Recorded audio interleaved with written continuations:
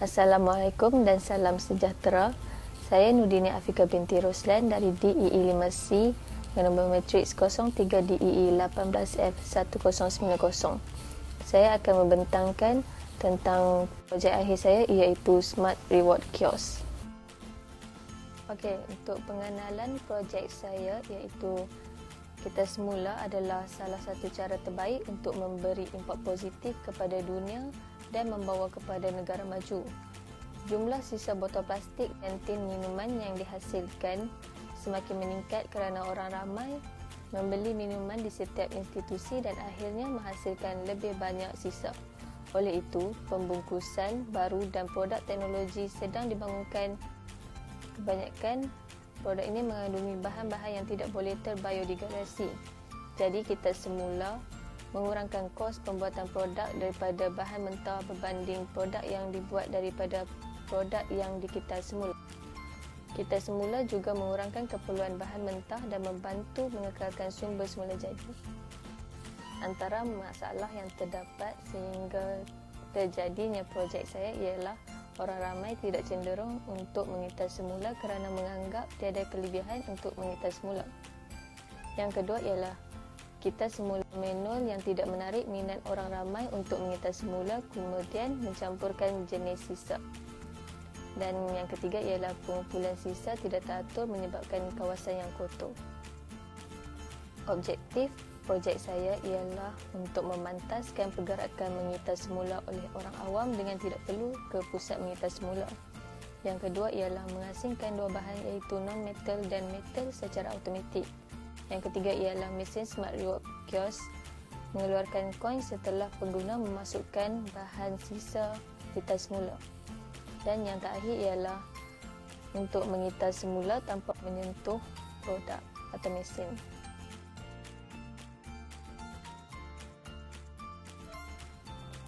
Skop projek saya akan berada di kawasan orang ramai menunggu kenderaan awam seperti di KTM dan LRT. Seterusnya, ia akan berada di institusi pengajian rendah maupun tinggi. Dan terakhir sekali, ia akan berada di setiap bangunan-bangunan seperti di pusat membeli belah dan kawasan industri. Antara komponen utama yang saya gunakan dalam litar projek saya ialah Arduino Uno. Arduino Uno adalah papan microcontroller sumber terbuka berdasarkan microcontroller microchip Atmega 328P. Selain itu, antara komponen utama saya ialah motor DC. Motor DC adalah satu kelas motor elektrik berputar yang menukar tenaga elektrik arus terus menjadi tenaga mekanikal. Seterusnya, antara komponen yang terpenting dalam litar saya ialah IR sensor. IR sensor ialah alat elektronik yang mengukur dan mengesan radiasi di sekeliling. IR sensor merupakan input untuk memproses Arduino dan menghantar data output. Antara peralatan yang digunakan untuk melakukan projek ialah solder, desoldering pump dan solder core wire. Saya juga menggunakan screwdriver, cutter, test pen, hot glue gun. Ini adalah gambar raja blok projek saya iaitu power supply, inductive sensor dan IR sensor merupakan input yang akan dihantar kepada Arduino Uno untuk memproses dan menghantar data kepada output sebuah motor dan motor 12 volt DC. Gambar raja blok yang pertama tadi ialah gambar raja blok untuk litar Arduino yang pertama iaitu untuk mengasingkan metal dan non-metal.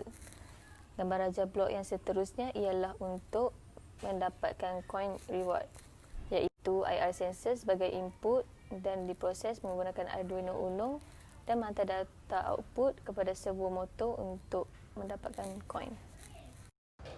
Ini merupakan litar skematik projek saya iaitu litar untuk mengasingkan metal dan non-metal dan litar untuk mengeluarkan coin.